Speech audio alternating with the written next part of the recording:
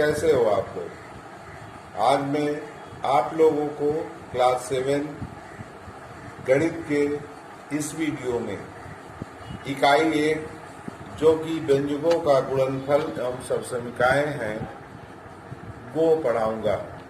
मैंने आपको इससे पहले बीजी व्यंजकों के बारे में बताया था।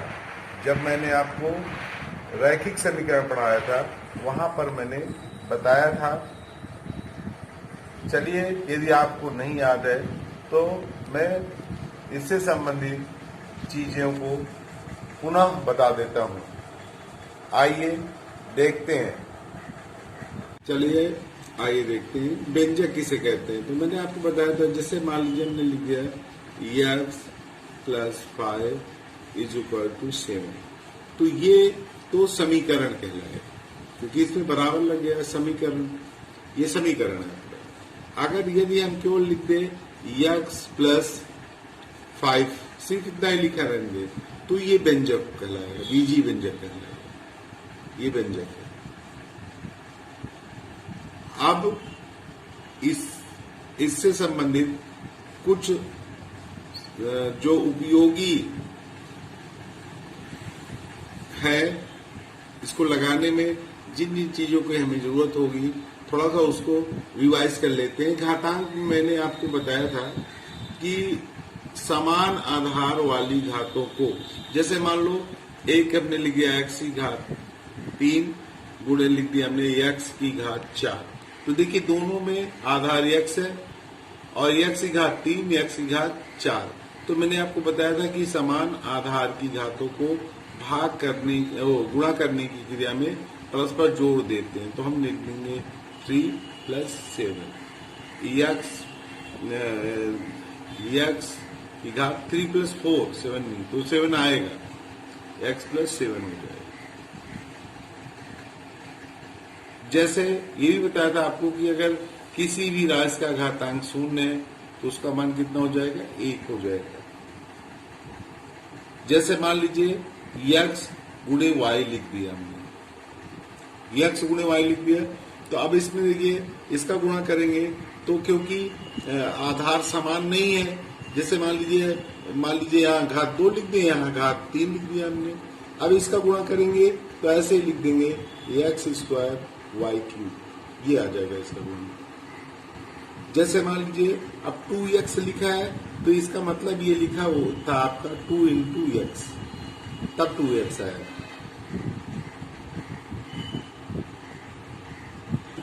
तो मान लीजिए हमने कोई समीकरण लिख दिया 2x + 3y + 7 = 0 लिख दिया। तो ये तो समीकरण हो गया, क्योंकि = 0 लिख दिया हमने। यहाँ पर हम ये लिख दें 2x + 3y + 7 लिख दिया। तो ये क्या कहलाएगा, ये बीजी व्यंजक कहलाएगा। तो अगर इसमें कभी कभी पूछता है, अब इसमें अगर ये पूछ ले, मान लीजिए इसमें कितनी चीजें आएंगी, इससे रिलेटेड जो चीजें हैं वो लिख दे रहे हैं। तो सबसे पहले हम आपको चर बता दे रहे हैं, फिर अचर बता दे रहे हैं, फिर इसके बाद इसमें ये पद हो जाएगा, फिर इससे संबंधित गुणांक, फिर गुणनखंड। ये कुछ चीजें ये भी जान ले। जैसे अब चर क्या है, अब जैसे इसमें हमसे ये पूछा जाए कि आप चर बताइए, तो चर इसमें x y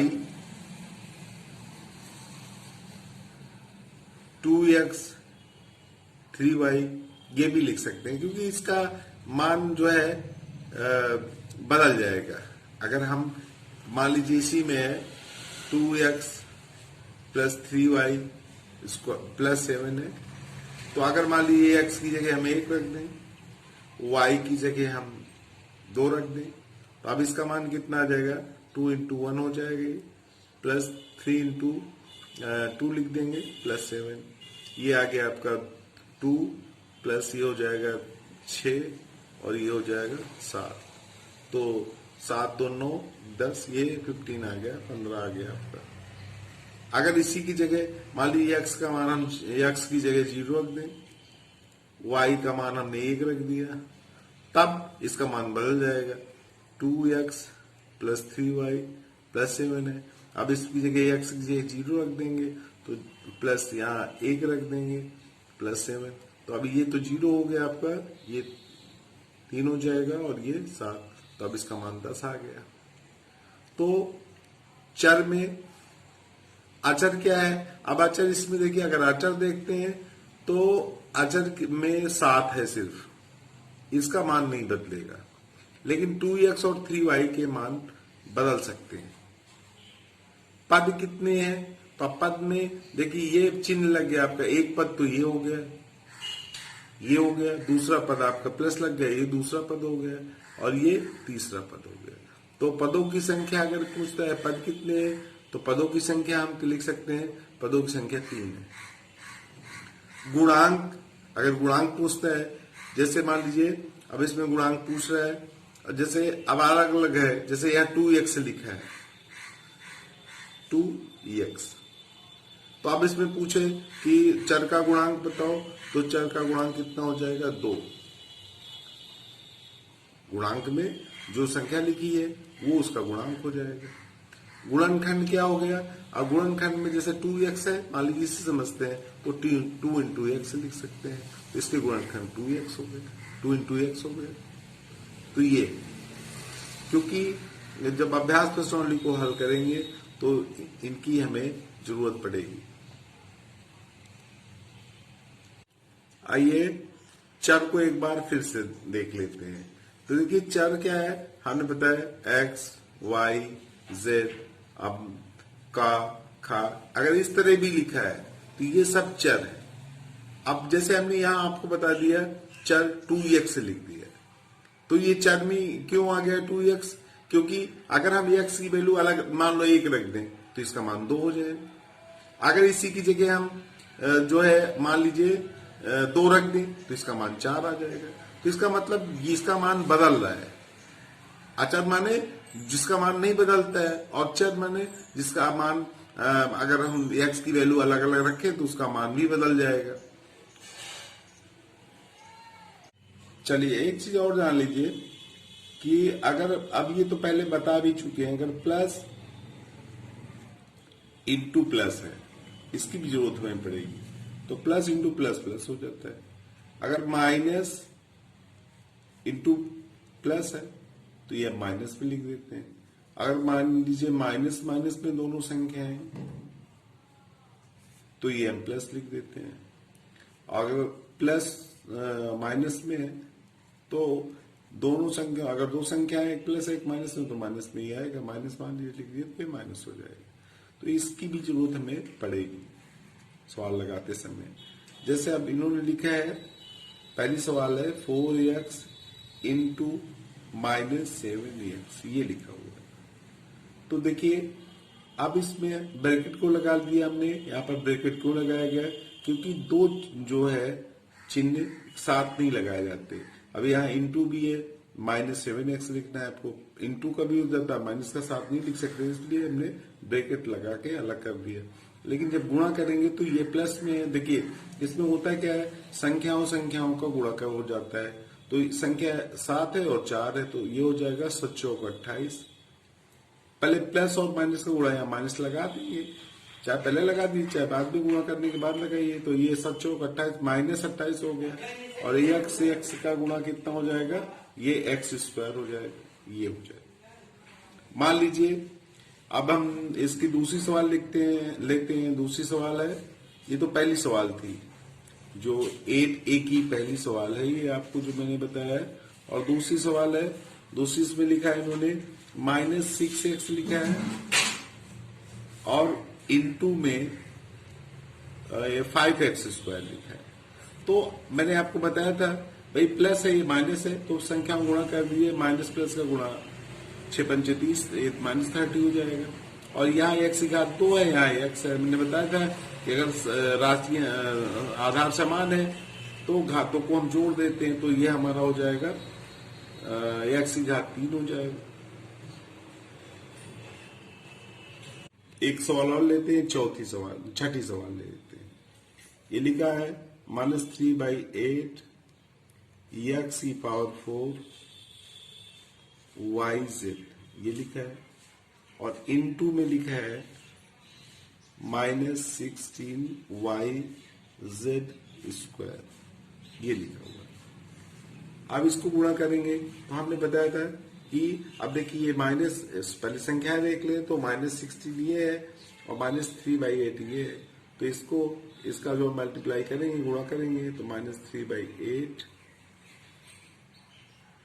इंटू -16 कर दिया हमने, ये कर दिया हमने। और इंटू में अब देखिए यहाँ x की पावर 4 है, यहाँ नहीं है तो x की पावर 4 लिख देंगे। यहाँ y है और यहाँ भी y है तो y की घात 2 हो जाएगा। और इंटू यहाँ z है, यहाँ z स्क्वायर है तो इसकी घात 3 हो जाएगी, z क्यूब हो जाएगा।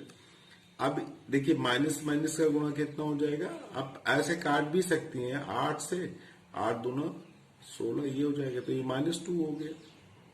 अब गुणा करके लिख सकते हैं, तो भाई सरलता रूप में हो गया, इसको काट दिया हमने। तो माइनस माइनस का गुणा प्लस होता है तो हम लिखेंगे 6 और बाकी ये चीज लिख देंगे x की power 4 y square z cube, यही आपको उत्तर हो जाएगा। तो बहुत ही आसान है। इसकी जो शेष सवाल हैं उनको आप स्वयं प्रयास करके लगाइए। यदि कोई दिक्कत होती है कहीं पर तो आप पूछ सकती हैं। अब देखते हैं तीसरी सवाल इसकी देख लेते हैं। सवाल नंबर तीसरी में 2 दिए हैं। इन्होंने दिया है कि अब हम पहले ही ले लेते हैं। लिखा है x स्क्वायर इंटू 7x की घात 5 है गुणे 1/7x की घात 3 है x क्यूब और इंटू -6x। और एक चीज ये भी दिया है कि यदि x की वैल्यू कितनी है 1, तो मान भी पूछा है, कह रहा गुणन फल ज्ञात कर मान ज्ञात कीजिए। तो ठीक है, पहले हम अब हल करते हैं। तो इसके लिए हमें क्या करना पड़ेगा, गुणा करना पड़ेगा। पहले गुणनफल निकाल लें तो लिख देते हैं x स्क्वायर 7x की घात कितना है 5 है गुणे 1/7x क्यूब है गुणे -6x। तो मैंने आपको बताया था सबसे पहले संख्याओं का हम गुणा करते हैं। तो देखिए संख्याओं में ये 7 लिखा है, 7 लिख दिया गुणे ये इसका गुणांक कितना है x क्यूब है 1/7 है, ये लिख दिया हमने। और गुणे हमने लिख दिया -6, ये लिख दिया। अब इसके बाद गुणे में अब देखिए x की घात 2 है, x की घात 5 है, x की घात 3 है। अब देखिए ये सब प्लस में ही है तो गुणा करने में आधार भी x है तो घातों को जोड़ देते हैं। यहाँ केवल x है तो हम यहाँ हो जाएगा 5 2 7 8 9 10 11। तो डायरेक्ट लिख दें x की घात हम यहाँ 11 कर दें। इस 7 से इस 7 को काट दिया हमने तो कितना है आपका -6 ax की घात कितना है 11, ये उत्तर हो जाएगा। अब इसने पूछा है यदि मान रख दीजिए x इज इक्वल टू 1 है तो x की जगह 1 रख दो तो -6 इंटू a के ऊपर घात 11 कर देंगे। 1 का चाहे 100 बार गुणा करें चाहे जितनी बार गुणा करें 1 ही आएगा तो ये -6 इंटू 1 हो जाएगा। कितना आएगा -6 आ गया, ये आंसर।